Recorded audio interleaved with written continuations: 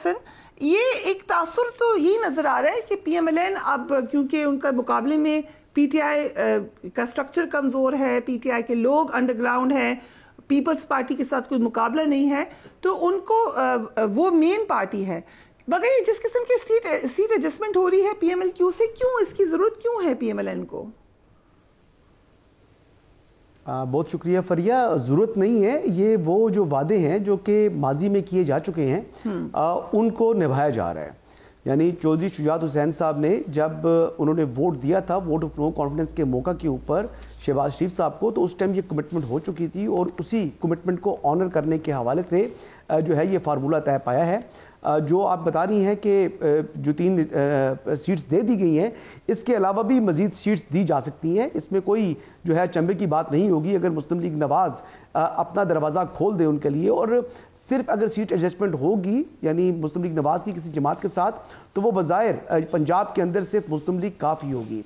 बाकी किसी सियासी जमात के साथ यानी इस्तेकाम पाकिस्तान पार्टी के साथ भी बज़ाहिर सीट एडजस्टमेंट होती दिखाई नहीं दे रही। अगरचे कोशिश हो रही है, इस्तेकाम पाकिस्तान पार्टी की तरफ से तो कोशिश हो रही है।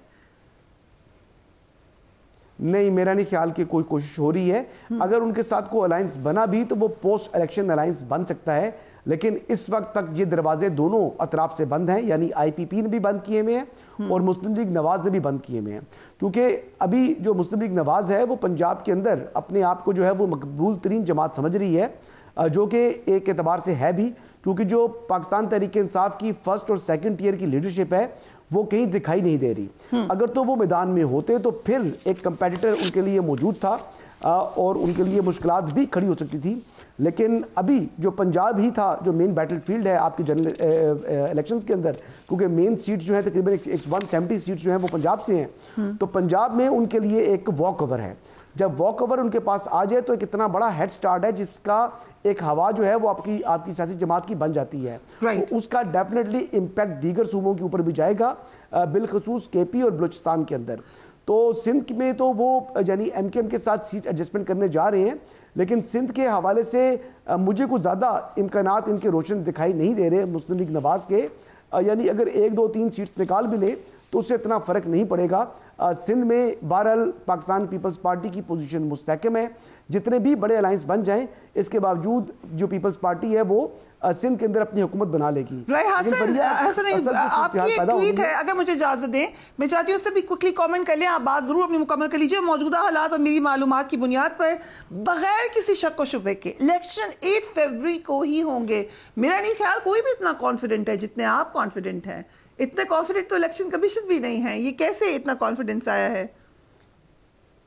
तो इस ट्वीट को पूरा पढ़े ना कि मेरी मार्च में इंतखाबात के मुतल्लिक जो मालूमात है वो दुरुस्त साबित नहीं होंगी। मैंने ये भी कहा था जी, कहा था। तो वो ये है कि मैंने मार्च में यानी जून में मैंने ये ट्वीट किया था पहले कि ये आइंदा आम इंतखाबात मार्च 2024 में होंगे।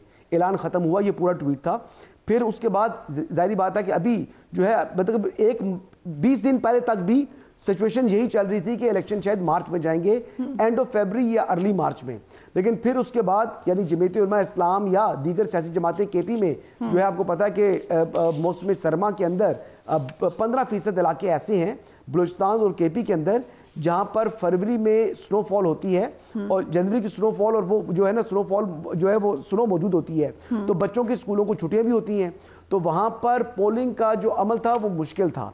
लेकिन बहरहाल अब सुप्रीम कोर्ट का और इलेक्शन कमीशन का मुत्तफिका फैसला है कि इलेक्शन 8 फरवरी को होंगे। तो अब इलेक्शन हो रहे हैं और जमीयत उलमा इस्लाम ने भी इंतखाबात में हिस्सा लेने का फैसला कर लिया है। तो अब इलेक्शन में कोई रुकावट बजाय दूर दूर तक दिखाई नहीं दे रही, और अभी अगर कोई रुकावट डालने की कोशिश भी करेगा तो वो कारगर साबित नहीं होगी। कल बड़ा इंपॉर्टेंट डे है हसन अयूब।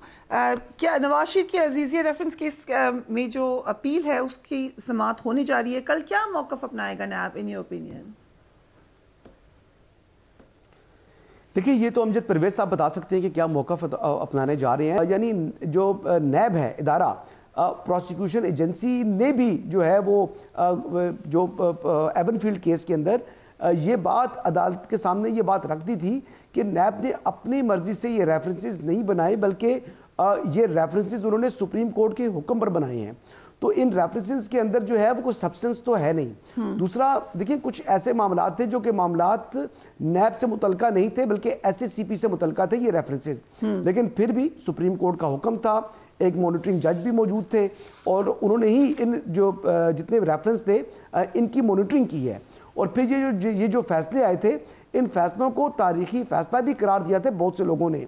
तो अब चूंकि यानी पॉलिटिकल विक्टिमाइजेशन का निशाना बने थे नवाज शरीफ साहब, तो अब अगर मेरिट के ऊपर उनकी जो है वो बरियत हो रही है तो फिर उनको लाडला जो है उसका खिताब दिया जा रहा है।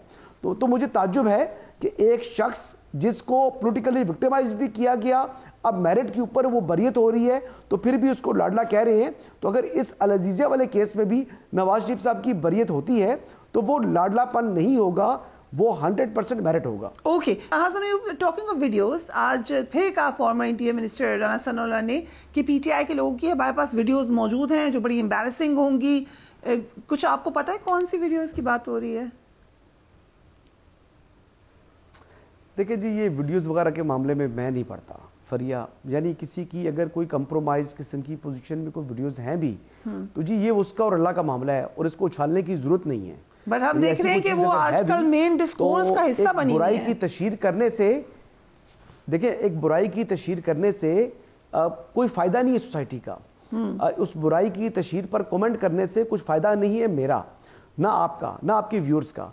तो मेरे ख्याल से इन वीडियोस को छोड़ दें। ऑडियोज के हवाले से अगर बात आप करें, डू यू थिंक कि ये गलत कर रहे हैं इंटीरियर मिनिस्टर? इस किस्म की ट्वीट्स का फॉर्मर इंटीरियर मिनिस्टर राणा साहब को ऐसी बात नहीं करनी चाहिए थी। देखिए, ऐसी कोई चीज अगर आती भी है तो मेरे इसमें कोई इंटरेस्ट नहीं है। मैं बता रहा हूं कि मैं इन बातों के ऊपर आता ही नहीं हूं। यानी अब कल भी एक प्रोग्राम के अंदर मुझसे ये इद्दत में निकाह वाला सवाल कर लिया तो मैं बड़ा मतलब ऑकवर्ड पोजीशन में चला गया। मैंने कहा जी अब इस पर मैं क्या कमेंट करूं और किस किस्म की बात So you're uncomfortable जो किस किस्म का डिस्कोर्स है, ठीक है, I totally understand। मैं खुद बहुत गुनाहगार आदमी हूं। देखिए, मैं खुद बहुत गुनाहगार आदमी हूं। मैं सर के बालों से लेकर पांव के नाखूनों तक गुनाहों में लिपटा हुआ हूं। लिहाजा मैं तो किसी के ऊपर कोई इल्जाम नहीं लगाता। मैं तो अपने आप को अगर दुरुस्त कर लूं तो मेरे लिए ये सबसे बड़ी बात है। मेरे अपने जो है वो this is a very good thought Hasan. So I think हमें इसके ऊपर बात करनी चाहिए कि इस पे बहुत सारे जर्नलिस्ट अनकंफर्टेबल हैं जिस किस्म का डिस्कोर्स हो रहा है। What is in public interest and what is actually now political sleaze. I think इस पर डिबेट होनी चाहिए।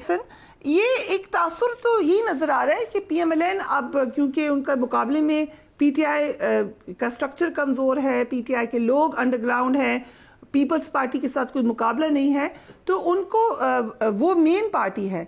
बगैर जिस किस्म की सीट एडजस्टमेंट हो रही है PMLQ से, क्यों इसकी जरूरत क्यों है PMLN को? बहुत शुक्रिया फरिया। जरूरत नहीं है। ये वो जो वादे हैं जो कि माजी में किए जा चुके हैं उनको निभाया जा रहा है। यानी चौधरी शुजात हुसैन साहब ने जब उन्होंने वोट दिया था, वोट ऑफ नो कॉन्फिडेंस के मौका के ऊपर शहबाज शरीफ साहब को, तो उस टाइम ये कमिटमेंट हो चुकी थी और उसी कमिटमेंट को ऑनर करने के हवाले से जो है ये फार्मूला तय पाया है।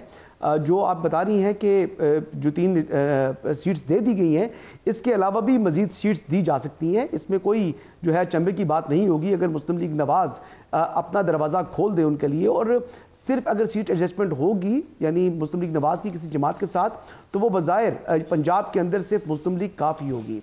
बाकी किसी सियासी जमात के साथ यानी इस्तेकाम पाकिस्तान पार्टी के साथ भी बज़ाहिर सीट एडजस्टमेंट होती दिखाई नहीं दे रही।